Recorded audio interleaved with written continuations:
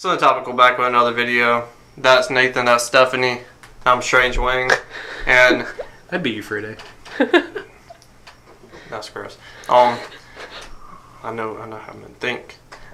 Isn't that a book too? Speaking about books, we're talking about books to movies. This idea came from our Instagram account, link in the description, from a guy named Evan. Really? Hey, Evan. This was Evan's idea? Yeah. I love that. We're not that big. And hey, respond to my Facebook message, you schmuck. We're not that big, and he's the only one that answered the question, so. Yeah. We're giving away a code. You want to explain how we do it? Yeah. So, I don't know how we're doing this one. How are we doing this one? I gotta do everything myself. So, you can win this code. Go to our video above his head and tell us our number one. And both of our number ones commented on this video. And you have to be subscribed to the channel to win it. And you cannot win a code if you cannot win this code if you already won a code. And tell them about this Zemeckis rule. Sure. So if you don't know how we do our top fives, basically one of us will start and they'll give their number 5 and number 4 and talk about it, and then we'll go down the line and everyone give their 5 and 4 and talk about it, and then we'll trade off 3s and 2s and then trade off our number 1s. We also have what we call the Zemeckis rule. So if someone has the same movie as someone else on their list, but it is 2 spots or more higher, they will say Zemeckis rule because time travel, and that just means that we'll talk about it when it gets to that person's list, so we don't spend an hour talking about movies. I'm going to go first. Go for it. Number 5, Jaws. The bare bones to this, they put in the film, and I like that. I think the film is 1 billion times better than the book. I only listened to enough books for the list, so very, very small list. And I don't like most of the things on my list. I don't know, the book goes way too into detail, and it's unrealistic. You don't... That's the most Dylan thing I've ever heard if you in my entire life. If you listen to the book, you know. And, like, it makes everyone unlikable, and you want the shark to eat everyone. I like Jaws, the film, where, like, you see he's a loving father. And the scene where, like, they're making faces at each other in the dinner table, phenomenal. The whole, like, showing the scar scene, phenomenal. All the relationships, how they intertwine in the film, billion times better in the book. I just want to say one thing real quick. What? And, like, that's a great choice. So, like, I also think the movie is better than the book. But if listening to books counts as reading them, Dylan has read more books in the last week and a half than he has read in the last 10 years, probably. Yeah, which obviously is 5. You listened to 5 audiobooks. Wait. Readings for prisoners. What's your number 4? Put that on a t-shirt. Fight Club. Oh, so good. I didn't really like this book either. The only thing, but you love the movie so much. Like the only thing. See, that was my problem. So it's listen to books that I love the movie for, and like I just like all of them basically. Yeah. But they meet on like a nude beach. I like that part. But Tyler Durden, he's just like he kills more people, and it's not like cool. Like he's going around killing people for fun, and like that's not the vibe from the movie. And Fincher did a way better job in getting you to like the character and then slowly disliking him. So I think the movie did a better job with the characters. Yeah. Alright, so my number 5, I really didn't want to put it on the list, but like I was going by like things that I actually liked and enjoyed. So number 5, I went with the Hunger Games in general, like the whole franchise. So like, they did a really good job. So I was not always a reader. Like throughout high school and like into my early 20s, like I also probably would have said that reading is for prisoners. But then no, I had some surgery done and ran out of things to do. So like I started reading books again. And like one of the first series, other than like Harry Potter and stuff that I read, was the Hunger Games. Yeah. So like when you haven't read a whole lot of books and then you read those, you're like magical. This is great. So like they're nostalgic for me. Like they remind me of like that period of time and stuff. And like the movies did a pretty good job of like capturing how I imagine most characters to look. Obviously, like they change some things out, take some stuff out. You have to because books would make 4-hour-long movies and stuff like that. But overall, I think they did a really good job. I'm not going to talk about them too much because young adult things get overplayed a little too much for me. So number 4 for me is Holes. Oh. Yeah. Also like super nostalgic, right? Yeah. So LaBeouf. there really isn't too terribly much that's changed. Like in the book, like it's literally just like film, like things that have to make it more entertaining. So like the treasure that they find is like worth more in the movie than it is in the books. Zero doesn't almost fall off a mountain in the books. And does he hit the guy on the head with a shovel? Yes. And I know, but like really, that's why like it still holds up so well, because nothing has changed that like affects any of it. Sure. And in the books, Stanley Yelnats is a little pudgier than Shia LaBeouf really is. But I mean, first of all, like the kid from Even Stevens is in Holes, which is what my middle school heart was screaming. Yeah. So yeah, That's real. that's it. Shouts out to Sweet Feet. Yeah, for sure, loved it. That's awesome. All right, my number 5 was Gone with the Wind. So speaking of books that are turned into movies and then last like 4 hours, like this is great because I think the part of the reason the movie is so good to me, like then I love it so much, is because Frankly, my dear, I don't give a damn. What's your number 4? it's just good. It's just really good. That was rude. It is It's from the movie. It is. That was clever. It was clever. They did a great job. I think it's a beautiful film. I love it. It is. It is very good. My number. Apologies. So the 3 people in the comments were like, "Oh, he's a dick." He is. My number 4 was Hunger Games, just the first movie though. Oh, okay. Yeah, pretty much a lot of what you said. I think that the book has so much of Katniss' like inner monologue going on, and they actually did a really good job showing that, which can be really difficult to do with films. So I thought they did a great job with that. True that. The Clockwork Orange is my number 3. I don't think the book or the film works without the language he created. Like the completely new stuff. Was it like Yarbles and Droogs and what's the name of the language? I can't remember. Yeah, it's the song with the N. But it like shows the childish and the playfulness with the character, and it works in both cases. So him like coming up with a language for a book, it's just like very creative. Yeah, different. So that's why that's on there. Number 2, How to Kill a Mockingbird, because it's important for that time to get where we're at now. That's my number 1. You're supposed to say Zemeckis. No, that's like it's not 2 spots or higher. So yeah. We can go ahead and talk about it. All right, that's all I have to say about it. Oh, really? Without that, we're not here. Yeah. So To Kill a Mockingbird is my number 1. So like really, like Atticus Finch is like the GOAT. I love that dude. Like I want to be him when I grow up. You know, and like so that book and movie is just so important. I think just because it's like. The book was 1960. The movie was 1962. So first of all, for a book to get adapted into a film that soon in the 60s is pretty impressive, and it won Academy Awards. And Peck is freaking great at it. So, but like, the way it tackles like racial injustice, it tackles themes of rape, it tackles like themes of prejudice in general with Boo Radley. So it's just like a rather really important stuff that still. Unfortunately needs to be taught today, like however many years later, you know, like 60 something years later, I think. So and as far as like things that got changed from the book to the movie, it's almost nothing. There's like a few like secondary characters and like a few like little plot like not plot things, but like just scenes that they tweaked a little bit. But other than that, it's like the book is the movie, and like it just holds up so well as far as like how I read all the characters is literally how they are in the movie. Like they just did such a great job of not changing anything about the main characters and who they really were, which is like what makes that book so important. Oh, so I guess it's my number 3. 3 and 2. Yeah. So my number 3 is Me, Earl, and the Dying Girl. That's a book. Yeah. That's dope. Yeah.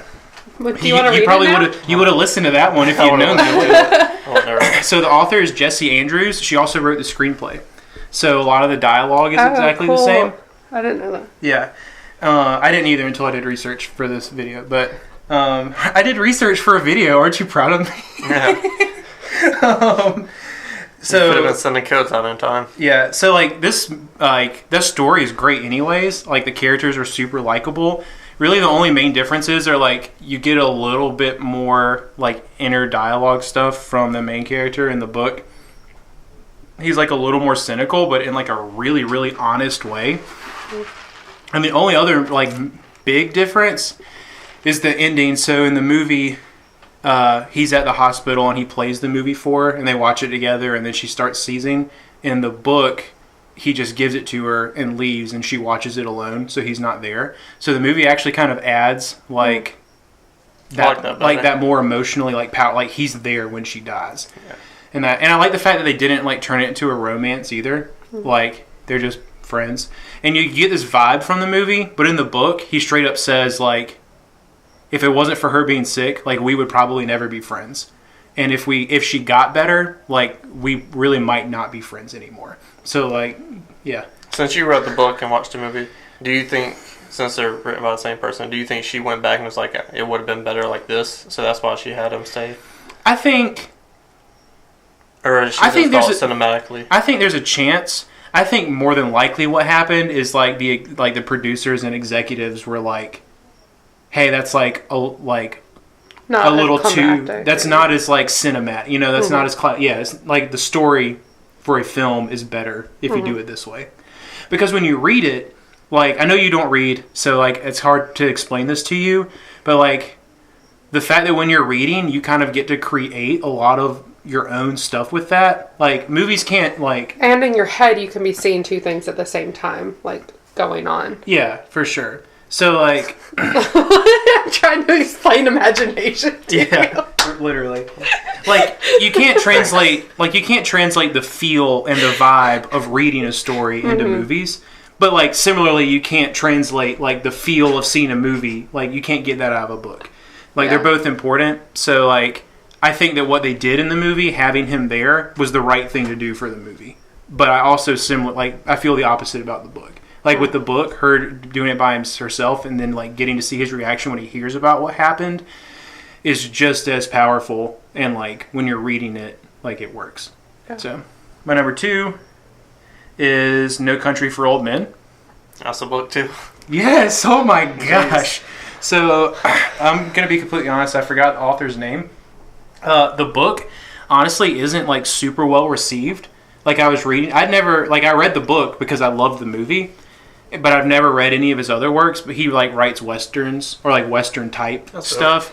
But he's very like choppy, and he's also terrible at like grammar, or not grammar, but like big English, like the flow of it. Well, like his punctuation, like he hardly uses any punctuation. It's like the most run-on sentences. He doesn't use quotes. Like everything is very choppy. Like you can read a paragraph and like every sentence starts with he, and it's like 4 or 5 words long. Period. He blank blank blank. Period. He blank blank blank. Period. Like so.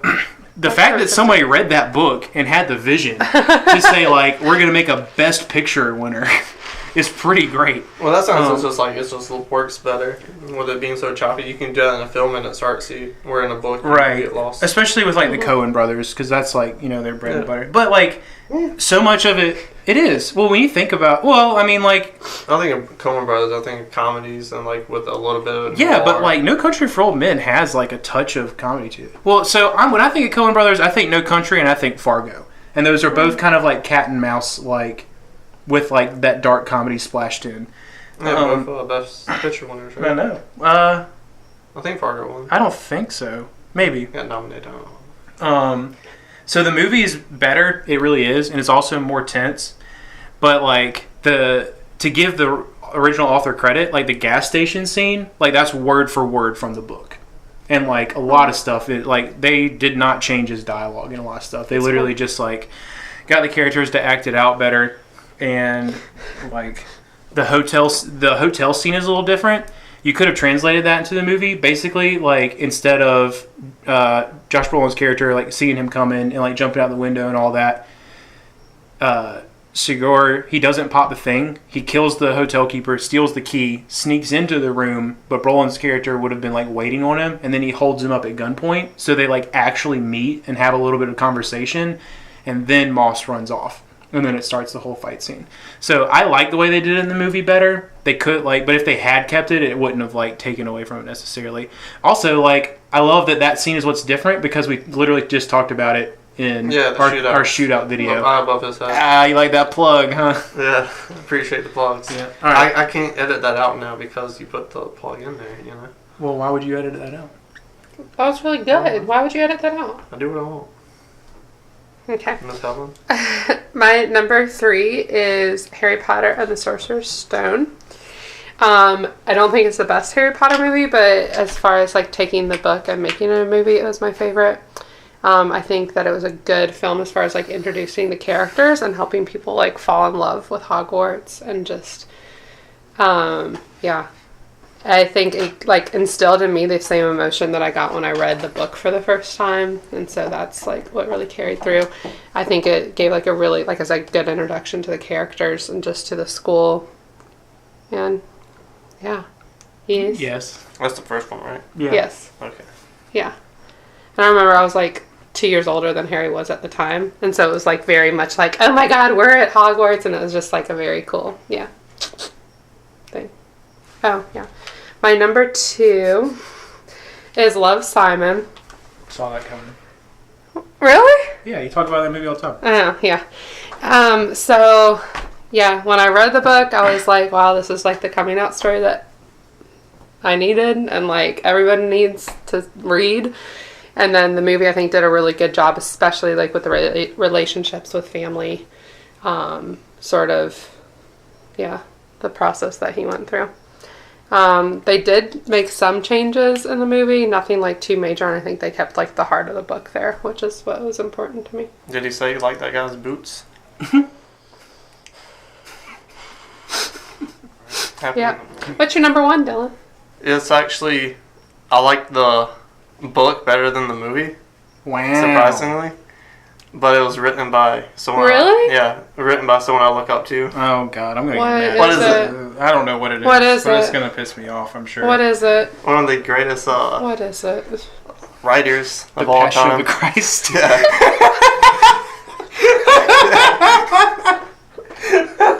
Solid. The Bible. You have a cross tattoo right there. Don't get off his finger. That's funny. Did you do that for Evan? No, that's funny. That's not my number 1. Oh my god. No. I'm just saying I read the that's Bible. fucking hilarious. Oh man, I hope that some of our repeat viewers get that joke. I love it. I above his head. If you don't, someone that I look up to because I want to get into film and journalism is Hunter S. Thompson. Jesus.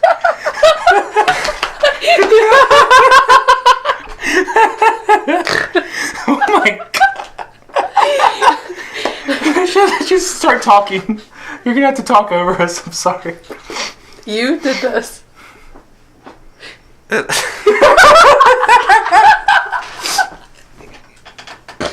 Oh my god. Someone I look up to. But literally. The Lord.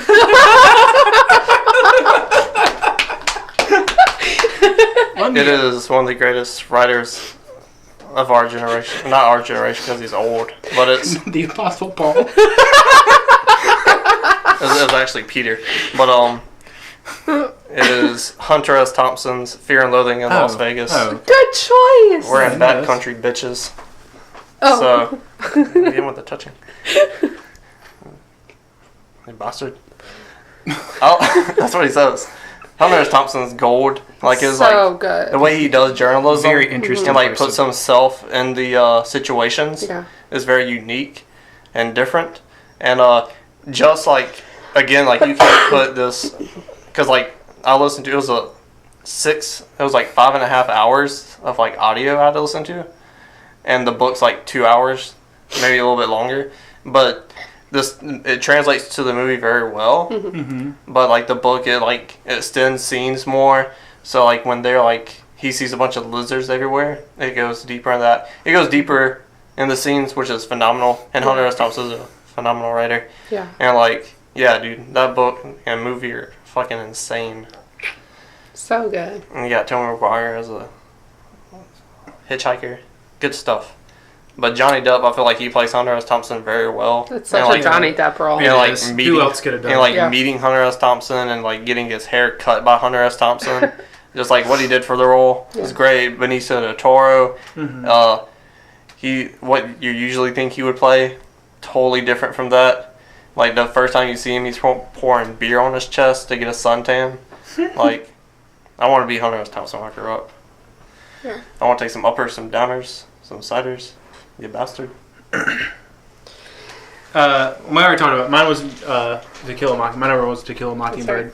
So, my number 1 was Pride and Prejudice, the old one, not the new one. The like 9-hour-long one. Shut up. It's like 6.5 hours. Yeah, dude, it was on TCM. I was gonna record it, but this just kept going. So I was like, never mind. You can borrow my VHSs if you want. Like, how many is it? I can lend you one of my VCRs. Is it like 3 VHSs? 4? 6? Mm-hmm. Is it like just an hour on each one? Like an hour and it's like an hour and a few minutes on each one. Good lord. So, what I love about the movie is that, like, film-wise, it's like fine. Like, it's nothing brilliant.